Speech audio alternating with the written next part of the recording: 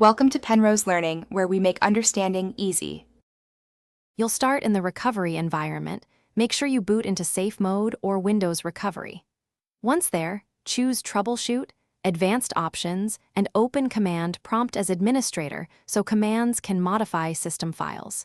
You should note the BSOD code and any recent driver or software changes because that directs which fixes to try.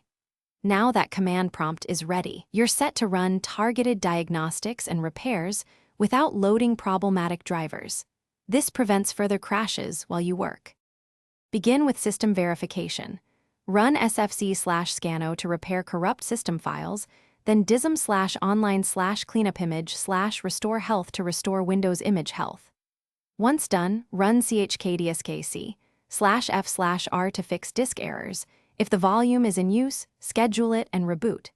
If blue screens point to boot corruption, run bootrec/fixumber/fixboot and /rebuild and inspect bcdedit entries to ensure correct boot paths. These steps address file, image, disk, and boot level causes that commonly trigger blue. Once repairs complete, reboot and test stability.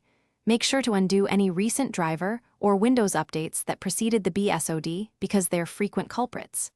If crashes continue, enable Driver Verifier to stress test drivers and identify the offending one, then roll it back or uninstall via Device Manager.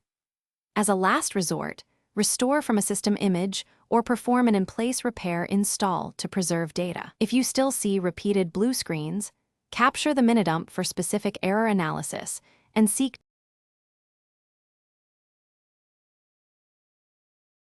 Thanks for watching. If this was helpful, leave a like and consider subscribing. See you next time.